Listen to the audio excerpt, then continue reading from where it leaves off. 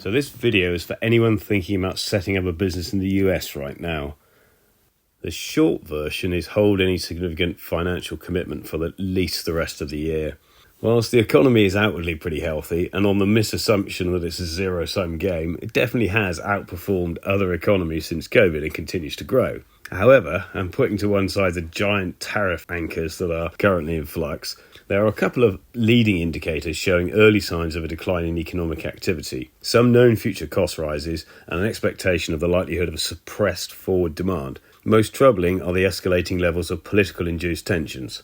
From the perspective of setting up a manufacturing business, we're going to generically assess the risks of that investment from two perspectives, economic and political. Both of these will apply to all businesses and the service sector. Clearly, there are other categories such as technical, current business impact, environmental, etc., which I'm ignoring.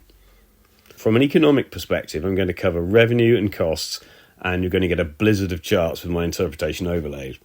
There's a bit of a dive into tariffs, but clearly those are in a state of flux. Even if a deal has apparently been done, it could easily get undone. And then we're going to talk about the giant elephant in the room, which is basically what is America becoming and how ugly is that transition going to get? The two categories are not disconnected. So let's start with a quarterly view of GDP for the last 25 years for context and drill into the monthly data. On the surface, it looks fine. It's still going up at about the same rate it has been since 2010. Looking at the stock market, equities have recovered most of their shine, and there seems to be a belief that the economy is going to remain in pretty good shape. However, the stock market is a very rough barometer of health, and often there is no actual correlation. It does look very much as if the stock market has outperformed the economy since the 2008 financial crisis. The change in trajectories pre and post that period are self-evident. There also appears to be a growing AI premium that is still being understood. If you look at the Volatility Index, which is a measure of how many people are looking to sell or buy future options in the market, we can see how the level has peaked during the times of uncertainty. It spiked after the first tariff announcement or Independence Day, and it is currently back to within a more normal range. The bond market looks very much like it did before the 2008 market crash, although I'm not suggesting the same conditions apply. In very recent months, 10-year yields have gone up, suggesting a sentiment around long-term future, but this is within a prior range that is extremely volatile. If you compare 1 and 10 and 5 and 10-year yields, there are correlation points to periods of negative or flat growth, but the causality is secondary to being reactive to unconnected events. Predictive use is perhaps circumstantial at best. If you look at money supply, currently over 20 trillion in total, we can see COVID response clearly. What is more interesting is when we compare money velocity, defined by GDP over M. Essentially, this is a measurement of the rate at which money changes hands. Currently, it is hovering at just above 1. What has happened since COVID is that this new wealth has found a home in places where it doesn't contribute to economic output. Here's the current debt situation. It's projected to pop by mid-2040 or sooner, one might imagine, depending on circumstances. The debt is currently split like this. This chunk is wooden dollars and will disappear over time. This is foreign ownership. The dollar has slid against major currencies since December, but still within recent historical ranges. Just to add to the currency picture, trillions of dollars are held by foreign governments as the reserve currency. Switching gear to inflation now, CPI is derived from a combination of these household costs, aggregated from much more granular expenses.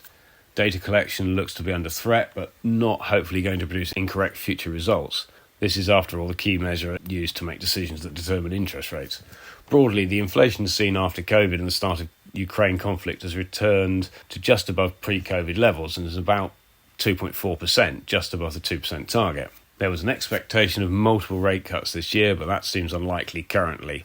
Gasoline prices are helping to hold overall rates down. Oil is currently under $70 a barrel, but natural gas prices have risen sharply since 2024, and that can be seen more clearly in wholesale rates, which are extremely volatile. Most recently, it looks like a roughly 80% increase in prices in H1 will feed through into electricity costs in H2.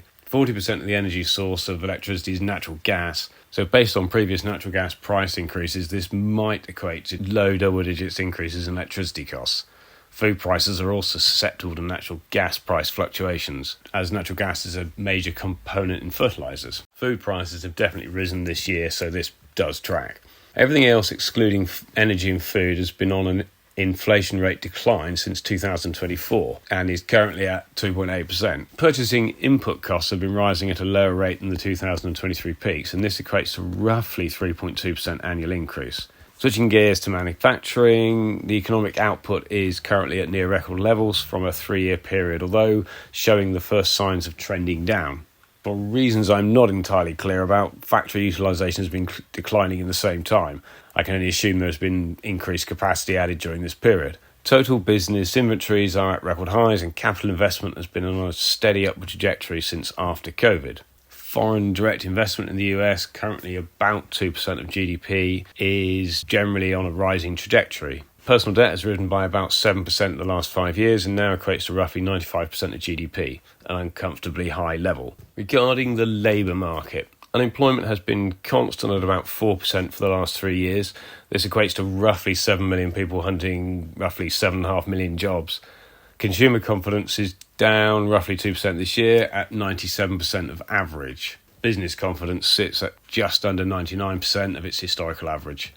Tourism has unquestionably been impacted in 2025. Full-year guidance has been withdrawn from several major US stocks, especially of note being UPS, considered a bellwether for the economy. Possibly the biggest data blind spot in the generally looked at economic stats is wealth inequality. Since 1970s, wealth inequality has increased significantly. If you plot everybody's wealth in descending order, the chart looks like this. Ultimately, the level of discretionary spend for the median American has dropped dramatically from 60% of net earnings to just 13%. The big uncertainty around tariffs is ongoing. This is the latest situation. Reasonable to conclude the import tax that the final set of tariffs lands at is going to have an impact of multiple hundreds of billions of dollars, a percentage or so of total GDP as a comparison. Some of these tariffs are going to feed through at higher levels than others, depending on the amount of imported materials or parts in the final product. It's impossible for anybody to predict how tariffs are going to shake out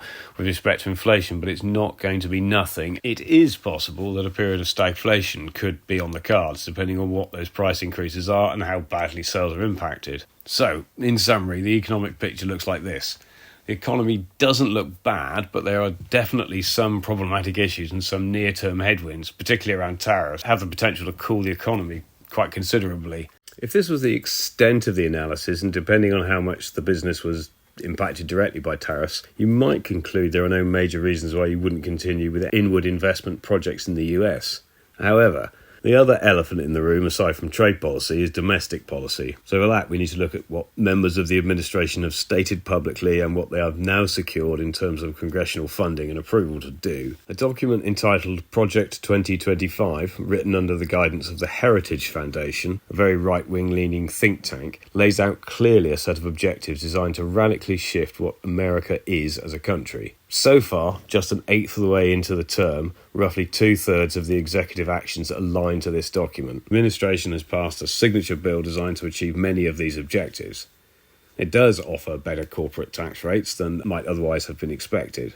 However, drilling into one of several incendiary issues, immigration, the stated objectives of the signature legislation just passed is to deport 3,000 undocumented workers each day. There is an enormous budget and recruitment pledge now approved to do this. There are roughly 12 million undocumented people in the US, mainly from South America, and they make up a significant percentage of the workforce in several sectors. Their contribution to the economy in these sectors equates to about 3% of GDP. For those that haven't really given the US much thought beyond Trump's tariffs and some bombing in Iran, this is what is currently going on right across the country.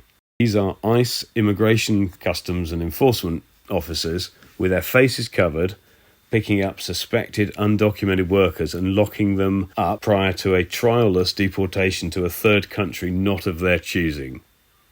In Florida, they have constructed this. Who knows exactly when this behaviour triggers a wider escalation, but a hot summer is probably not going to help. There are good reasons to believe there will be more and worse to come, and no real way of predicting how things might escalate. The twin issues here are that there will have to be labour shortages as a result, which will be inflationary and possibly lead to stockouts, particularly around food, and a constraint on economic growth, or worse, and a more than negligible chance of some form of violent protest. Another concern that is guesswork at this point is that the US will start to operate a bribery-based system.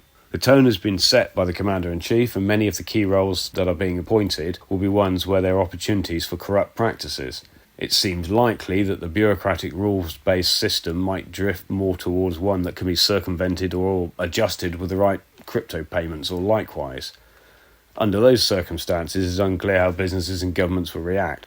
So, there's a lot to digest in all of that. It might be the worst outcomes don't come to pass. Tariffs get set at something like 10%, and there are no major civil unrest flare-ups, as several million people get snatched up and detained and deported. All the functions of government continue as is or improve, and there won't be labour shortages in key sectors. Unfortunately, there are too many contradictions in that sentence.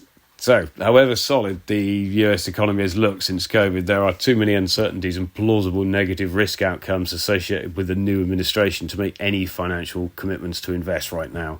The numbers and news will be interesting to watch in the coming months. Stay tuned.